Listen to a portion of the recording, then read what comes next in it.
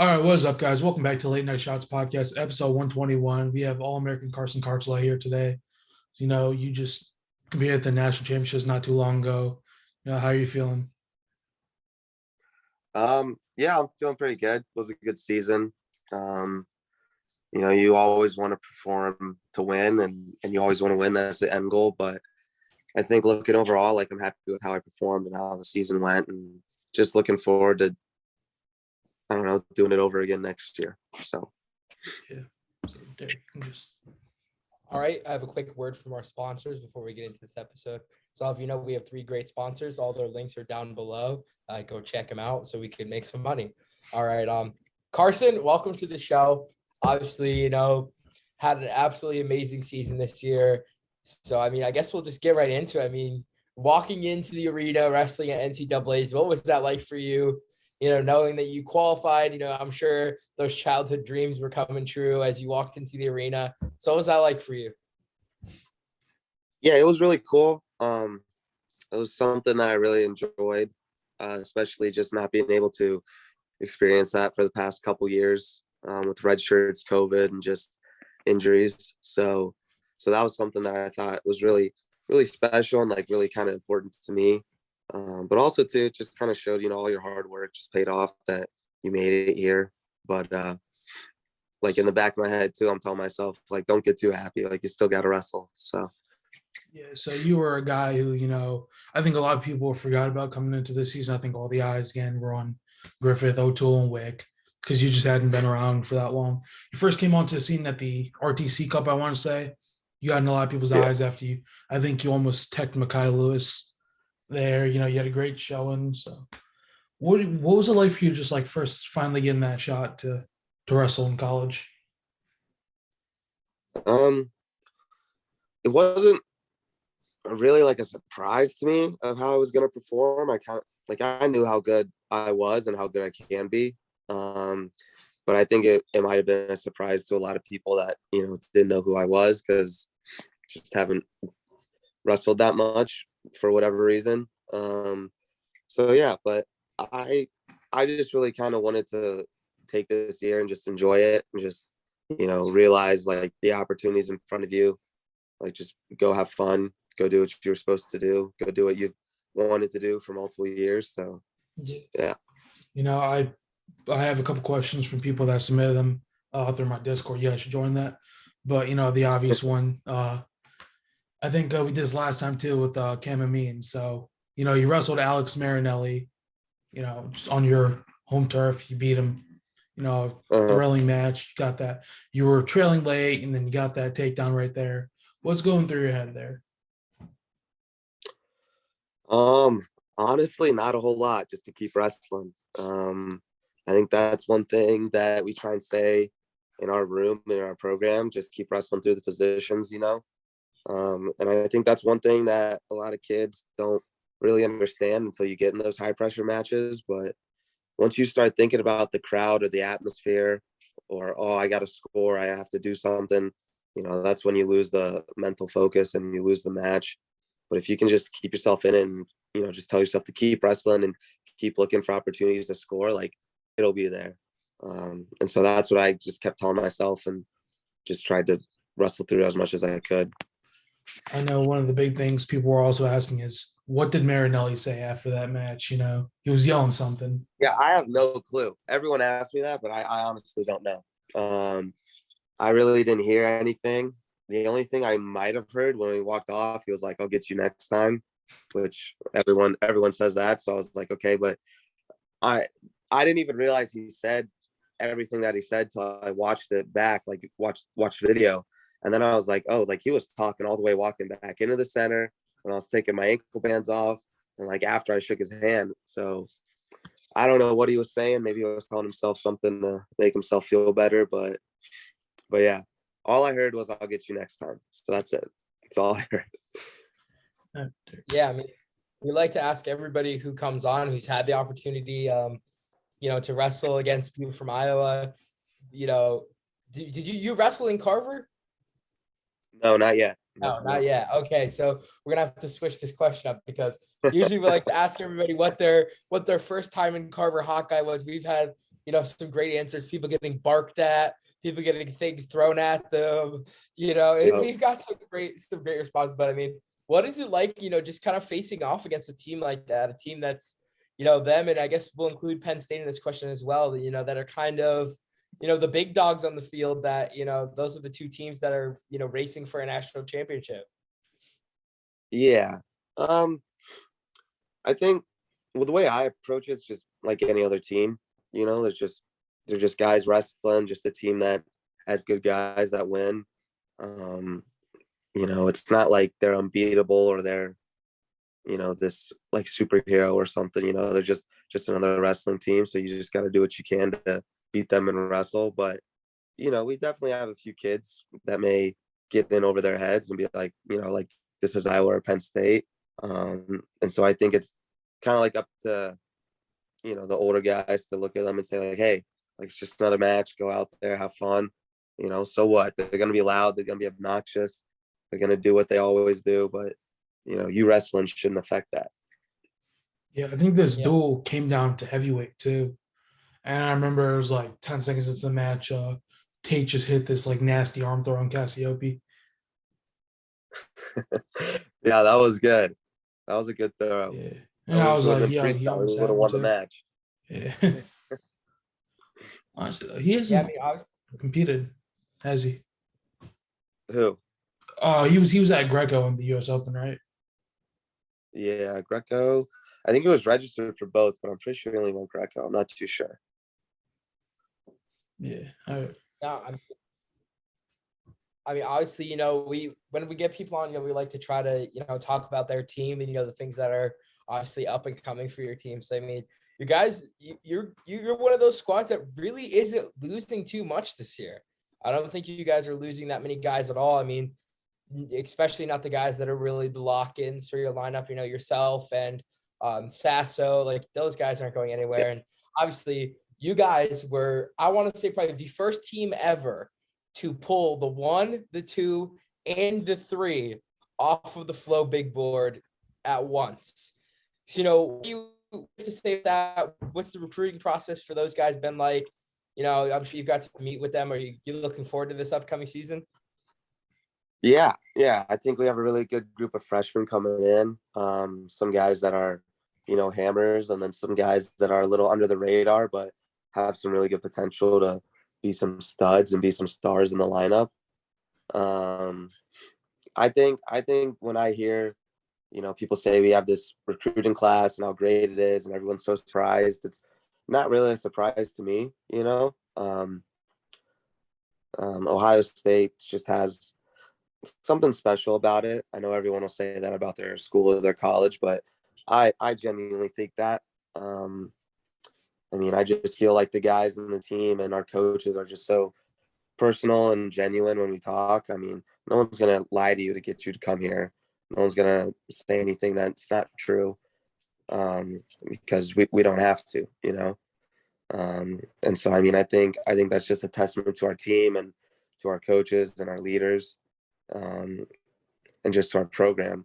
I mean, it does suck not to be able to be like, hey, we've won this many national championships in how many years. That would probably be really nice too to say to these kids. But I mean, what we can tell them is like, we're going to love you. We're going to treat you like family. We're going to do our best so that you can win. We can't guarantee you win a national title, but we'll do our best to make sure you can. And then I think it's just getting to know the guys and just being a person to them, don't be fake, just be real. And if you like them, they'll probably like you, so. Yeah. So your program's produced, I think, a good amount of national championship caliber guys. You've had, most famously Kyle Snyder come through there just past few years, Colin Moore, Luke Pletcher, and NATO. What's your kind of your view on this like incoming class and like how they could do in the next few years?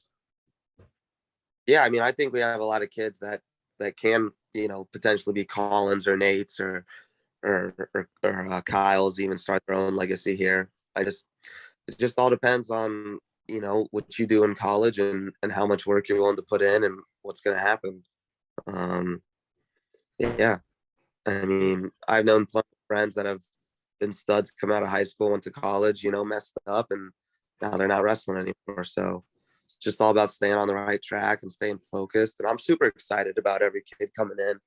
We got a lot of great kids and a lot of good guys that are gonna do a lot of good things for this program. So Were you at Ohio State yet when Snyder was still there? I was for 1 year, and then Kyle left to Okay. Penn State.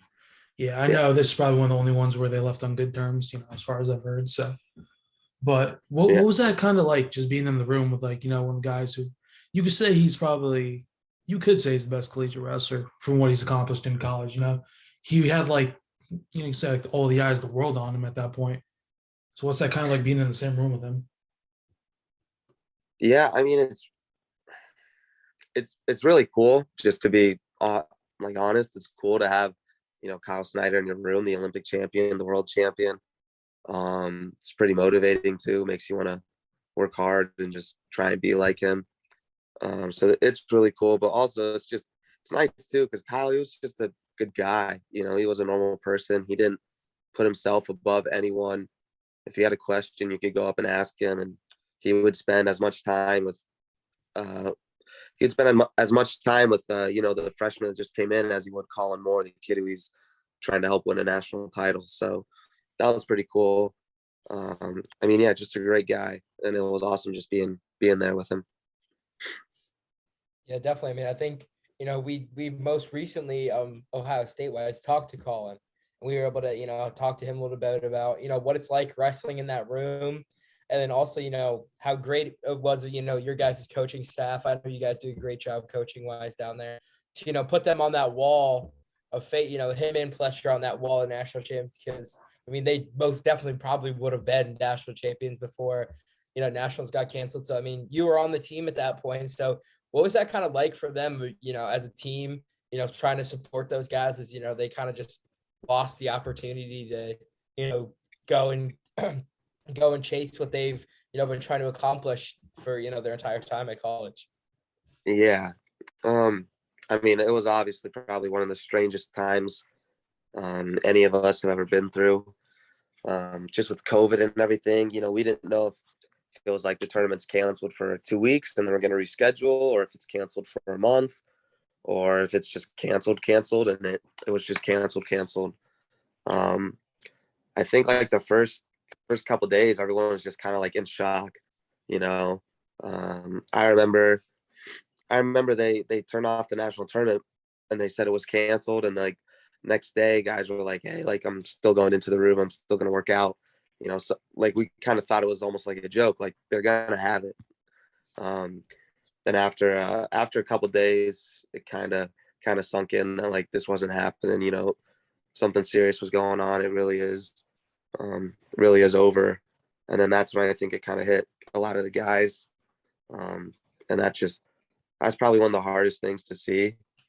Just someone else's, faith and happiness just taken away by something that you can't control. There's nothing that I could say like, hey, it's okay, because it's not, like that's totally unfair to them. I mean, the world's unfair. It's nothing you can do, but like there was nothing you could do to give them comfort either. So I think, being able to put them on that wall and, at least tell them that they are national champs in our eyes, I think that really gave them some closure, some comfort that was much needed. So Yeah, I know, because I think we talked about this with Colin Moore. I think someone else we had on the past. I want to say Gary it was. okay, Yeah. Might yeah, have been. Yeah, so I know you guys potentially looking for 3 national champs, which would have been, something crazy. You had Sasaguna as a 2 seed, Pletcher after beating Linkley as a top seed. Then you had yeah, Colin Moore as top seed again. So what's his name? Pletcher and Moore are doing great for themselves in the senior level right now. I think it's going to be Colin Moore versus Kyle Snyder probably again in the finals, and yeah, then Luke Pletcher's going to be looking for his first world team also. So I know yeah. you said you're not competing, at the world team trials. What's next for you in this offseason? Yeah, so I'm gonna go to U23s here in June, and hopefully make that team, win that spot. and then compete in a world championship. And then, I mean, I think honestly, maybe try and wrestle where I can. If Flo wants to do any more Flo cards or something like that, like they did during COVID, I thought they were pretty cool. I thought that was like a really good idea to grow wrestling. So yeah, if they ask me to do one of those, I'll do it. But yeah, mostly just training and just getting ready for next year, next season. But yeah, so that's about it. Yeah. What's your dream match for that? Heard this? He wants to come on the Flow card. We want to come commentate the Flow card. I think, we make something happen here. The three of us, you guys have Flow, make something happen. We understand not a casino, the last one. We wouldn't be able to get in because we're not of age. But you opened it with 2 18-year-olds wrestling, That's Rudis, but back and forth about that. Rudis too, yeah, you guys. No, Flow's fine. Right. Everybody. Yeah, hey, anyone, just put something on, get an NIL. We're good. We're good. You know what? I was actually about to host my own card. For him. The thing is, go to anybody. Yeah, I was about to host my own card. I think in like a year. I just got to get everybody to participate for free. That's maybe the only way that could happen financially, and that's just not possible. I know. Not a chance. Depends who you ask. You may get some people. I'll fly you out. I'll get you matched with someone. I don't know. There you go. I never realized how expensive these cards are to put on until I actually looked into doing one myself. Because I know Stalemates did one, and I was like, they have a lot of donors there, and you start to realize why Flow charges that much for these subscriptions. And I think they're still dumping money from the Flow track ones and things like that. Yeah. Yeah, man. Getting back to you a little bit, I mean, you talked a little bit about, you walking into nationals and how that was like for you. But I mean, I have to think you'd probably be more prepared than anybody from what you wrestled the tournaments in high school.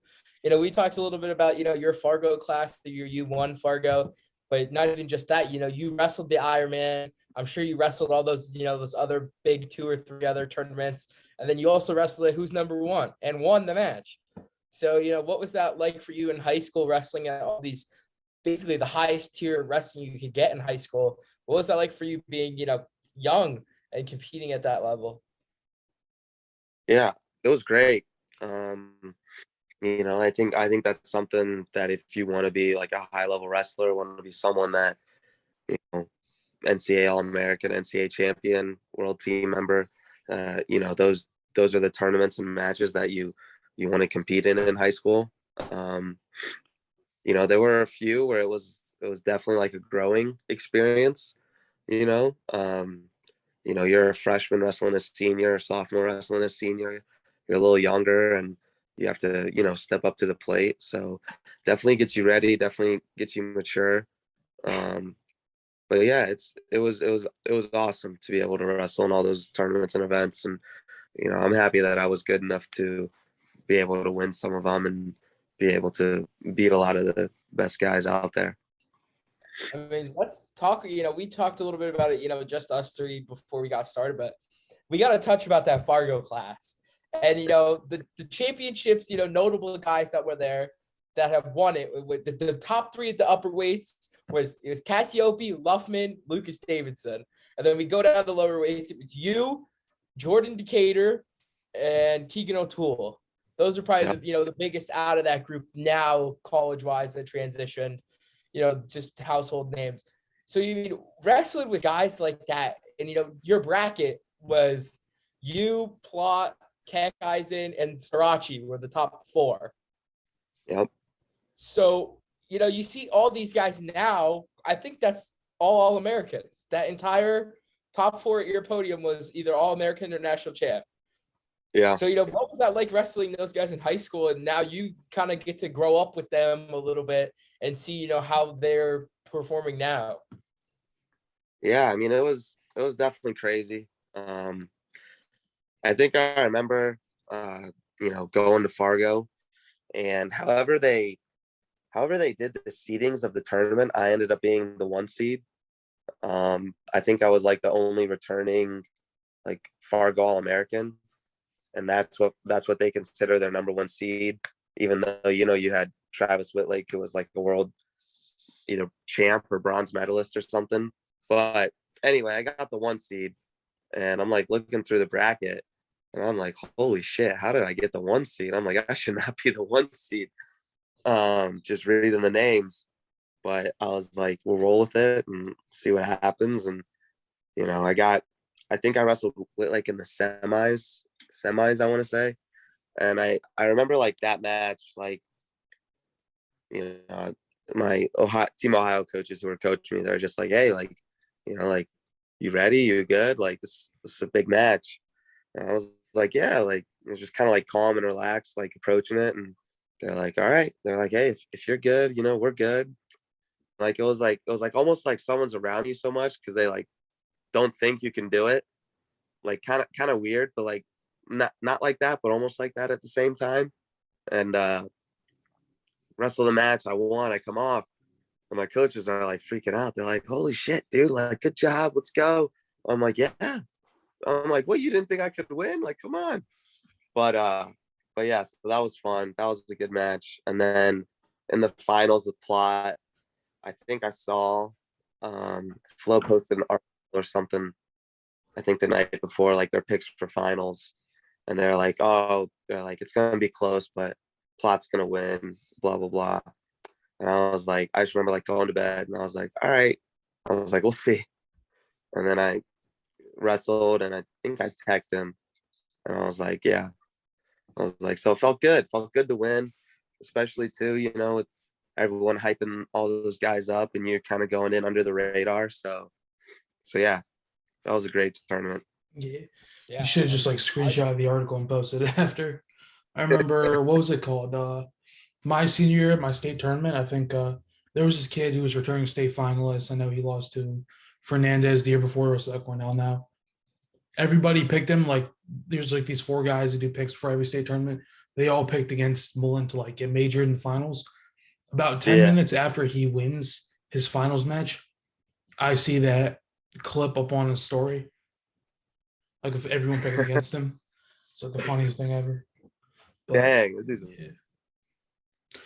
But I think one of the bigger events you wrestled at was actually the RTC Cup, because I know that was like really big. I think that was going on like right during COVID and everything. So, yep.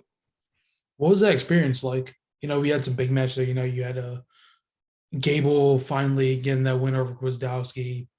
Paris took out Gwizdowski in a huge upset too. I think there were a big matches down in 74 with you, Makai Lewis, Evan Wick, and all them. Yeah. I really enjoyed the RTC Cup. I mean, I love freestyle. Yeah, I'll just say it. I think we should all wrestle freestyle. I don't think we should wrestle folk style. That's just my take, but you do what you want. So I always love when I can wrestle freestyle and just go out there and have fun. And yeah, the RTC Cup was great, man. I mean, the competition there was so high. You're wrestling Makai Lewis, returning, junior world champion. Who else did I wrestle? I wrestled Tommy Gant too. Tommy Gant, he's been on the senior world team for how many years? Wrestled, I think, a Canadian world team member too, and then someone else. But yeah, I mean, the competition there was just, it was great, and it was just so much like wrestling and like feel, and everyone was just trying to win. It wasn't like you wrestle a match and someone scores a takedown and just tries to hang on for 1 second or 2 seconds, or just tries to keep the match close. Guys were going at you, trying to win, trying to do everything. So that was great, just to like be in a duel, but tournament, I'm gonna call it, be in a tournament where everyone just wanted to score points and to win. And then it was like you really saw, all right, who's the best wrestler. So I loved it, thought it was awesome, had a great time there. I know more than anything that was like really big because there was nothing going on when Flo announced this event. Everybody's like, yeah, it's gonna fall through and nothing's gonna happen. They were actually able to put it on. It just seemed like kind of like a more chill vibe to it, and just like people having fun rather than taking it too seriously as a competition, which was pretty fun to see. Yeah, and I think I think part of that too was just the fact, we love the fans, we love the spectators, but the fact that there were no spectators, it honestly kind of felt like a practice. Just felt like, you went into, it felt like when you're in high school and you go into like the RTC rooms and you're like, oh, now I get to wrestle this guy. Now I get to wrestle this guy. Now I get to wrestle the next best guy. So yeah, I think a lot of guys, it like took a lot of pressure off a lot of guys, I feel, and just let them wrestle freely and openly. And I mean, yeah, some of the best wrestling I've ever watched was at that RTC Cup. It was awesome. I think we need more of them. So Flow Wrestling, get some more. Yeah, I know we have to bring this up every time we talk about the RTC Cup. Mason Paris drops the tweet after at Gable Stevenson, says he's ducking him. We all know how that went, but it's always fun to bring up. Yeah, you gotta keep a little fire lit under each other. Yeah. I know Gable just rejected his bid to Final X today. I mean, I think it was pretty obvious that he was trolling it, but yeah, it's fun. Yeah. Do we see you make a move out of world team soon on the senior level? Yeah, I would love to get up there. This year just didn't go to the Open. Just kind of felt a little rushed after season and everything. I was kind of banged up too. Just wanted to take some time to heal up a little bit. Originally before even going into this NCAA season, I was thinking, finish up NCAAs and then go right into a world team. But you don't realize how much your body gets beat up and how much your mind gets beat up when you're in that season. So just being able to just look at that and say like, hey, like, I'm all right. I kind of want to take a break now. So I know that was more of a big topic this season than anything else, was people talking about guys getting burnt out. I think, more or less it was aimed at Iowa, but there were some other guys too. Like, what's kind of like your viewpoint on that? Because I know we talked with a good amount of guys. Like, what do you do to like stop that? Because you're a guy who wrestles, a lot on the freestyle scene normally. Just kind of year round. Yeah. I mean, one of the biggest things I do is just I try and take, my breaks when I can. If we have Christmas break and the coaches say, hey, you can take 2 weeks off. I mean, yeah, I'll definitely take a couple days and just let my body and mind relax and, kind of get out of that wrestling state. Because that's the thing. There's only, you can't go 365 days wanting to wrestle every single day. It just doesn't happen. So you need those breaks. You need to get away. You need to let yourself like want to come back into the room. That's when you're going to be happy and excited and wrestle the best. So definitely take those breaks and just, not try and beat yourself up every day. Not every practice has to be a killer. You can have some good practices where you're just doing technique or you're working on positions and, maybe it's not the most intense practice, but you got better. So yeah, it's just all about balance. So. Yeah. Who you kind of working out with in the room right now, actually? Honestly, everyone. Summer is like the one time where you can bounce around with different guys and get a lot of different looks and feels. During season, usually you're not restricted to like one or two guys, but it just kind of feels that way. Just, your weight class, you're cutting weight. You may not want to go with someone bigger or someone lighter. You may just want to go with guys around your size to get that feel of who you're going to wrestle. So yeah, right now you can go with anyone. I wrestle with my roommate Dylan D'Amelio. I wrestle with Caleb Romero. So anyone in between those two weight classes, it's fair game. I mean, obviously, one of the big things, is what are you guys looking forward to as a team? You guys brought in all these good freshmen. Are you assuming, that a couple of these guys are going to start? what's the team goals looking like coming into this upcoming season? I mean, I'm assuming most of these guys are going to redshirt. If they want to start, they can start. But I'm assuming most of them are going to redshirt. And I just think that the team is just looking to just grow and develop and get more connected and just improve on wrestling, I think that's one thing. If you look at, everyone wants to say we want to win a national title, we want to win a Big Ten title. You can say that, but you never know what's going to happen in the moment. So, but I think if you just look at it and say, how good of a wrestler can we be? How good of a team can we be? That's when we're going to be the best. Definitely. Yeah. So hop into the questions or? Yeah. That's all right. So, Derek, you can do the introduction for the questions. All right. It's time for everybody's favorite part of the show, except for mine, aka he's going to ask his questions first, and I'm going to go second. We try to keep these non-wrestling related, but somehow all of his end up being related to wrestling. So that's why we make him go first. There we go. That works. We'll give you one dream matchup at 74 kilos or 165 pounds in college. The only rule is they have to have wrestled there at some point in their career. Okay. Dream match, 74 kilos. It can't be Jordan Burroughs or Kyle Dake. No. Okay. Dave Schultz. I like that. Solid. Yeah, good response. Now, the second one is top 3 favorite collegiate wrestlers of all time. None of them can be from Ohio State. None of them from Ohio State? Okay. So out of Ohio State, John Smith.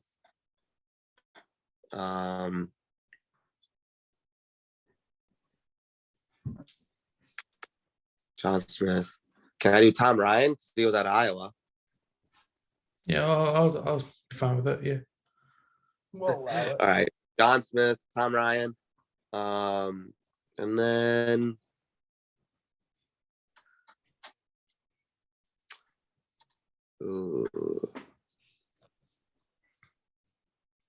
dang. Yeah, one last pick to keep this streak going. There's one guy who's been in all of our guesses. Name. Yeah, all of our guests have said one person. We're not going to tell you who, but you could end the streak right now if you don't say this name. I think I know who it is, and I kind of want to end it. You know who all right, it is? Who do you think it is before you end it? Is it Kale? No. No, it's not Kale. Oh, shit. No. I feel like most people that we talk to didn't grow up in that time period.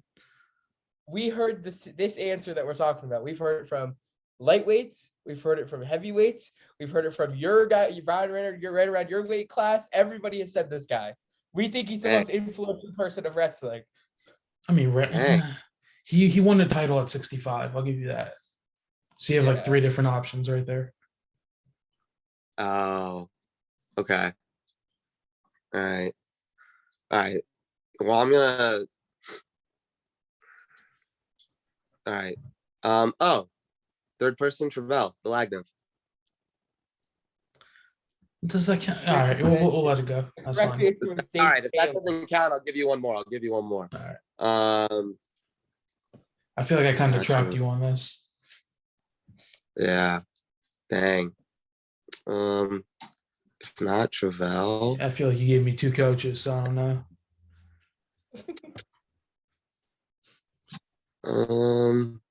Are you like big into watching wrestling, or you just kind of just do it? Not really. If you give me seniors, I'll do some senior level guys. I don't usually watch college. But third guy, I'll go. Damn, dude, I like a lot of Ohio State guys. What the hell? What are the Ohio State guys you're thinking of right now?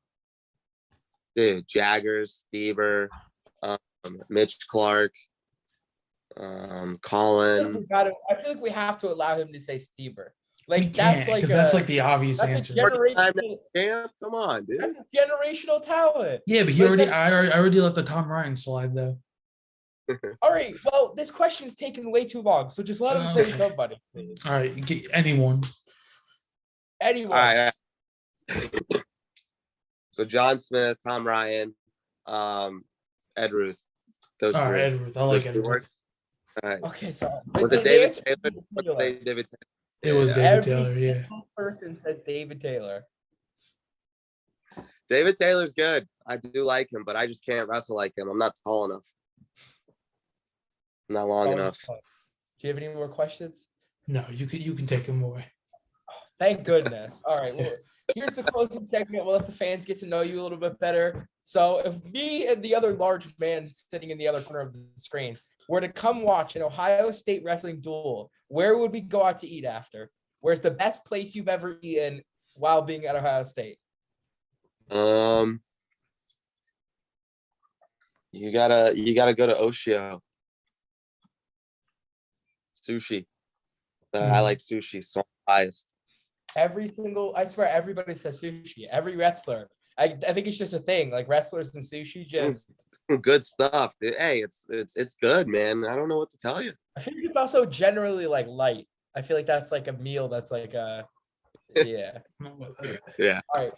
Last question. We ask this to every single guest that comes on. Unless I'm not here, then he forgets. But you could take 4 of your Buckeye teammates with you into the zombie apocalypse. Which 4 and why? Why each one? All right, before you answer, All right. no No Nick coaches. Feldman or Kyle Snyder. No coaches, and only people on the active roster. Only okay. All right. Only people on the active roster. Yeah, and RTC. All right. Number 1, Dylan D'Amelio. Why? Because that's my guy. All right. But also, the man's a workhorse. He will run 24 hours straight, not stop. So I know if I'm dying, Dylan will get me out of there. Number 2, Nick Boykin. He's also my roommate. I love him. And Boykin would be some good comedic relief in the zombie apocalypse. And also he's pretty good with the gun, so that would help. Let's see here. Number 3. I think we're gonna have to go with Ethan Smith, number 3. Because Grundy can get pissed off, and I think he'd be going after some zombies. So Ethan Smith, number 3. And then let's see, number 4.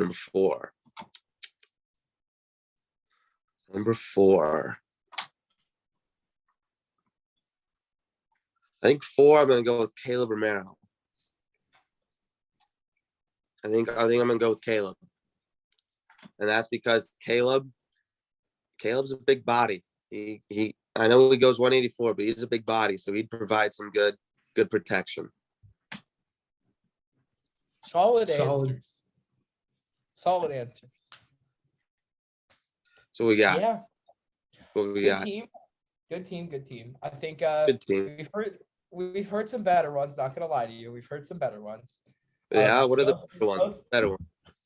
Wyatt Hendrickson, who goes to Air Force. All of his are trained military specialists. So him, Kyle Dakes was all guys on the world team. Deshaun Garrett. Deshaun Garrett's was also all guys on the world team. Kenny Monday and Lee Kemp were also all guys on the world team. You didn't ask Lee Kemp the question. I was about to get mad at you. Dang. Yeah. Solid. Yeah. Boykin's on world team. Yeah. Yeah, I got I don't know. Yeah. No, but that's my crew. That's your crew. All right. Solid. Well, Carson, we appreciate your time. We appreciate you coming on to talk to us, letting all of us, get to know you a little bit better. And hopefully, you'll be on the top of the podium next year at NCAA's.